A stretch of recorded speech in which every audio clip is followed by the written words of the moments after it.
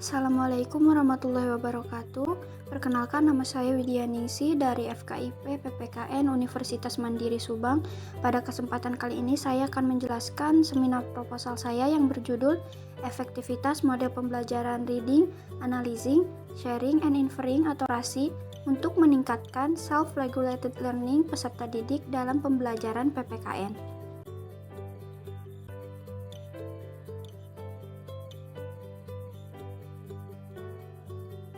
Adapun latar belakang masalah dalam penelitian ini yakni kecenderungan pembelajaran yang masih bersifat konvensional, masih berpusat pada guru dengan bercerita atau berceramah kurang dapat mencapai tujuan pembelajaran PPKN secara maksimal. Hasil belajar peserta didik cenderung bersifat kognitif teoritis, sedangkan aspek afektif dan psikomotornya kurang berkembang. Peserta didik kurang terlibat aktif dalam pembelajaran.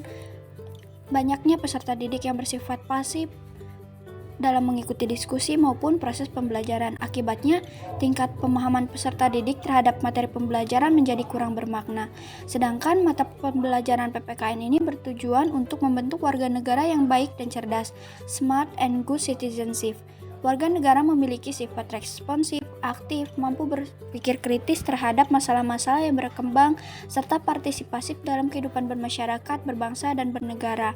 Untuk mengatasi permasalahan tersebut, maka diperlukan suatu metode pembelajaran yang tepat dan menarik, di mana siswa dapat belajar secara kooperatif, di mana siswa bekerja sama dalam pembelajaran, bertanggung jawab terhadap aktivitas belajar, maupun kelompok mereka seperti terhadap diri mereka sendiri.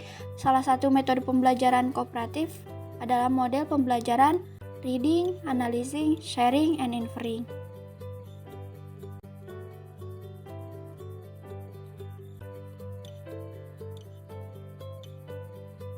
Berdasarkan latar belakang yang telah dikemukakan, maka permasalahan yang akan diteliti sebagai berikut.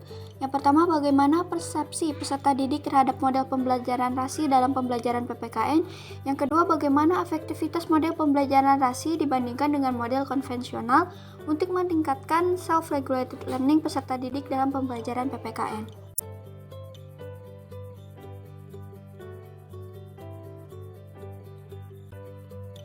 Berdasarkan rumusan masalah yang sudah disebutkan, maka tujuan yang hendak dicapai dalam penelitian ini yakni untuk mengetahui: pertama, persepsi peserta didik terhadap model pembelajaran RASI dalam pembelajaran PPKN. Yang kedua, efektivitas model pembelajaran RASI dibandingkan dengan penggunaan model pembelajaran konvensional terhadap peningkatan self-regulated learning peserta didik dalam pembelajaran PPKN. Teori yang digunakan. Model pembelajaran RASI, Reading, Analyzing, Sharing, and Inferring adalah model pembelajaran di mana peserta didik bebas mengungkapkan pendapat, memberikan komentar, berbagi ide, dan bertanya. Guru berperan membimbing siswa membaca, membuat pertanyaan dan jawaban, melakukan pengamatan, membuat mind mapping, menyajikan hasil pengamatan, dan membuat kesepakatan kesimpulan. Self-regulated learning merupakan kemampuan merespon umpan balik yang berorientasi pada keterampilan dan tujuan pembelajaran yang telah dirancang.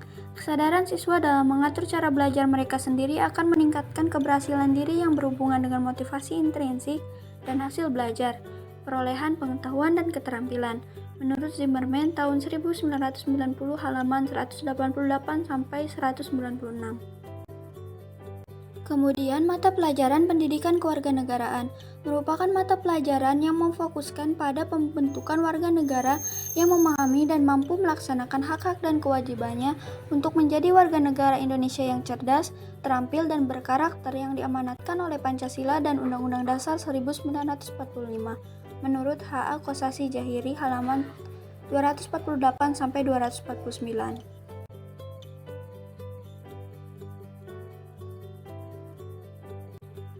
Lokasi penelitian ini dilaksanakan di kelas 10 IPS 1 SMA Negeri 1 Pegadaian, Jalan Cipunegara nomor 32, Pegadaian Baru, Kecamatan Subang, Kabupaten Jawa Barat.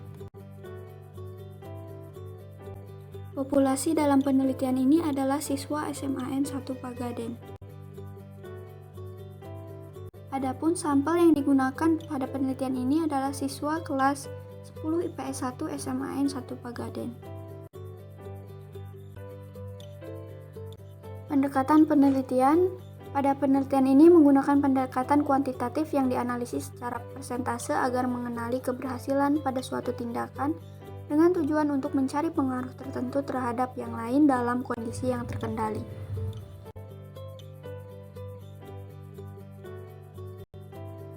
Metode penelitian.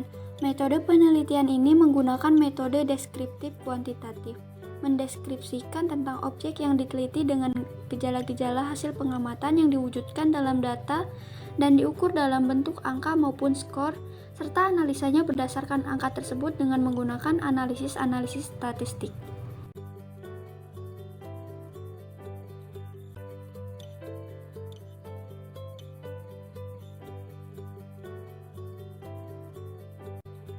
Teknik pengumpulan data menggunakan observasi dan tes.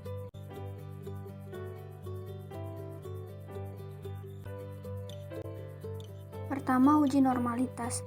Bertujuan untuk menilai data pada pembelajaran awal dengan data pada pembelajaran akhir. Apakah data tersebut berdistribusi normal atau tidak? Kedua, uji homogenitas. Untuk mencari sampel kelas eksperimen dan kelas kontrol apakah seragam atau tidak. Ketiga, uji perbedaan dua rata-rata dilakukan untuk hasil data pretest dan posttest dari dua kelas yang menerapkan model pembelajaran rasi dan juga model konvensional. 4. Uji hipotesis sebagai kesimpulan sementara dari rumusan permasalahan di dalam penelitian dan dinyatakan dalam bentuk kalimat pernyataan.